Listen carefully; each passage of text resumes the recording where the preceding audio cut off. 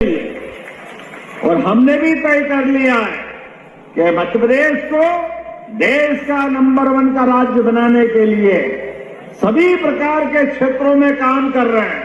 किसान बहुत अच्छी खेती करे, किसान के लिए हमने पारस पत्थर नहीं देखा, लेकिन खेत में अगर पानी मिल जाए तो फसल सोने की हो जाए, ये मालूम हमको है।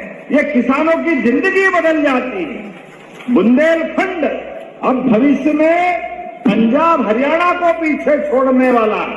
मैं आज सबसे हाथ जोड़ के निवेदन करना चाहूंगा, आप अपनी जमीन मत बेचना। कोई परेशानी भी आए, कोई कष्ट आए तो आप मकान बेच दो, गिरवे रख दो, लेकिन जमीन बचाना। किसान भाइयों बहनों, केन बेतवा के बाद ये पूरा क्षेत्र पंजाब हरियाणा को पीछे छोड़ने वाला है, अलग आनंद आने वाला है। एक अलग दौर में पूरा बुंदेलखंड पहुंचेगा। हमारी सरकार का संकल्प है, एक एक करके सभी क्षेत्रों में यहां पलायन रुकेगा, उद्योग धंधों की बयार आएगी। अभी तो हमने गए साल ही इन्वेस्टर समिट की थी सागर में। पहली बार जब हमने इन्वेस्टर समिट की, रीजनल इंडस्ट्री कॉन्क्लेव, तो अधिकारी कह रहे कहां करोगे? हमने कहा सागर करेंगे। बोले पागल हो गए सब, सागर में कुछ है ही नहीं। हमने कहा सागर में कैसे नहीं है? अरे सागर में गागर भरी है, तुमको नहीं मालूम है। और हमने देखा सागर में कारखाना खाद का भी खुल गया और चालू हो गया। जोरदार अभिनंदन करें, एक के बाद एक लगातार बुंदेलखंड के अंदर राजा हरि सिंह गौर दानवीर शिक्षा के क्षेत्र में उनके समय विश्वविद्यालय बनाया था, वो सेंट्रल यूनिवर्सिटी बन गई। हमारी सरकार बनी, माननीय गोपाल जी, गोविंद जी, पूरे मंच ने कहा कि हमारे स्टेट के बच्चे कहां पढ़ने जाएंगे, हमारे विश्वविद्यालय की आवश्यकता है। हमने कहा अभी लो, तुरंत दान महाकल्याण। पहली बार आया था सागर, उसी दिन रानी अवंतीबाई लोधी के नाम पर विश्वविद्यालय बनाया जो चालू हो गया है। ये हमारा कमिटमेंट है हर क्षेत्र में आगे बढ़ने के लिए। अभी जब सोयाबीन के भावांतर की बात आई, कांग्रेसी भी हाय रे कहां से लाओगे, कहां है सोयाबीन के पैसे? हमने कहा चिंता मत करो, धीरे धीरे करके भाव भी बढ़ा रहे हैं और भावांतर का पैसा भी दे रहे हैं। भावांतर सोयाबीन के माध्यम से 5,328 रुपए क्विंटल भावांतर की राशि भी किसानों को दे रहे हैं। और गेहूं के साथ धान का बोनस भी दे रहे हैं। और गेहूं भी इसी साल वापस, पिछले साल भी खरीदा, वो 2600 रुपए क्विंटल एमएसपी पे खरीदेंगे। जोरदार अभिनंदन करो किसान भाई बहनों के लिए।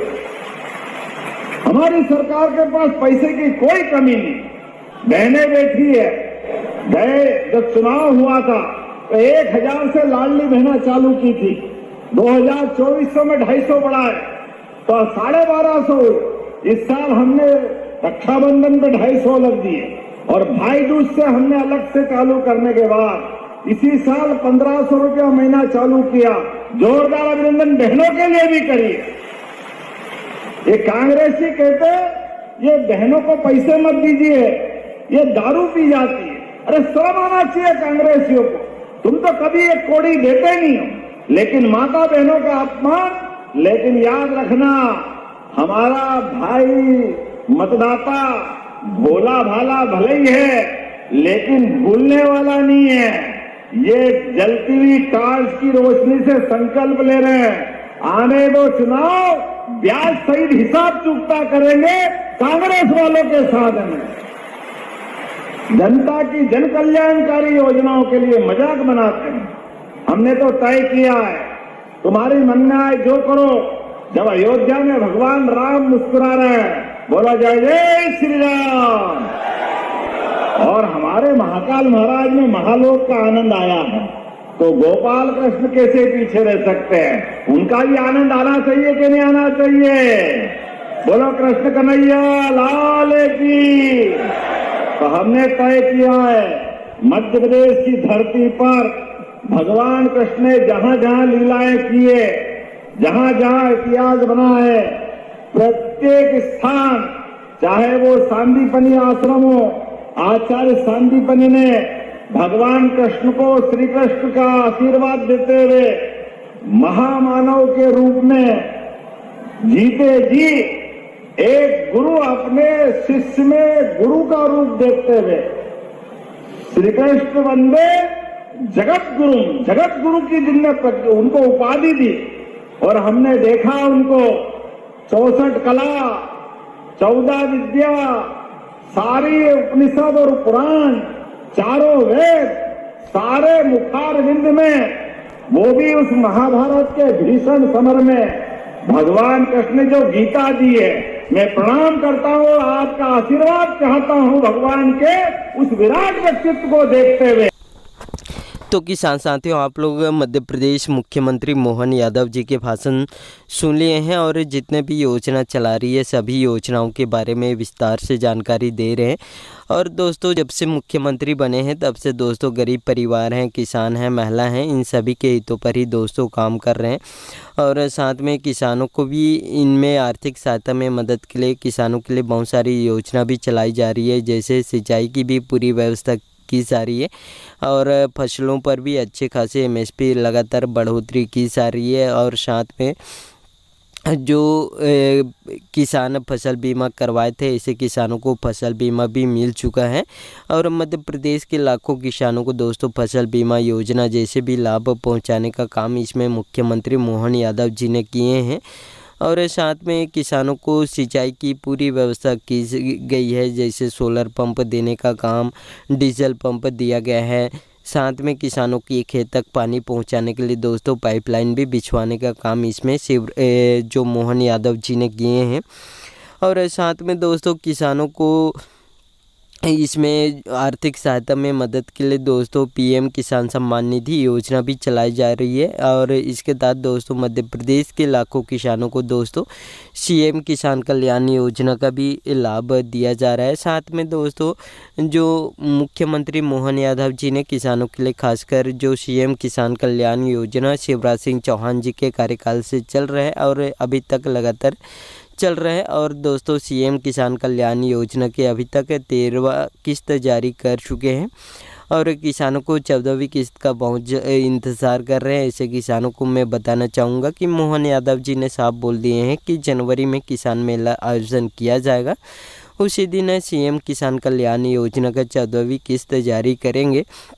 और जितने भी किसान हैं सीएम किसान कल्याण योजना के 14वीं किस्त का इंतज़ार कर रहे हैं, ऐसे किसानों को दोस्तों जनवरी के फर्स्ट या सेकंड वीक तक दोस्तों सीएम किसान कल्याण योजना का 14वीं किस्त मिल जाएगा साथियों।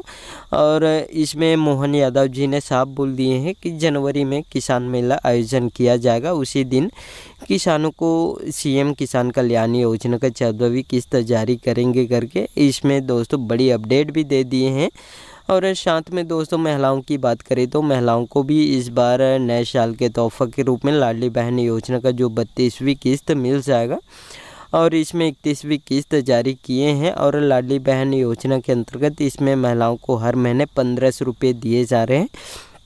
ऐसे में दोस्तों लाडली बहन योजना का जो 32वीं किस्त भी नए साल के तोहफा के रूप में किसानों के साथ साथ दोस्तों महिलाओं को भी दोस्तों नए साल का बड़ा तोहफा देने जा रही है मोहन यादव जी ने। और गरीब परिवारों को लगातार आवाज़ देने का भी काम कर रहे हैं साथियों। और आप लोग दोस्तों मोहन यादव जी के भाषण सुन लिए हैं और जितने भी योजना चला रही है सभी योजनाओं के बारे में विस्तार से जानकारी दिए हैं। गरीब परिवारों को आवास की व्यवस्था की जा रही है और जितने भी बेरोजगार युवा साथी हैं उनको रोजगार के अवसर भी उपलब्ध करा रहे हैं।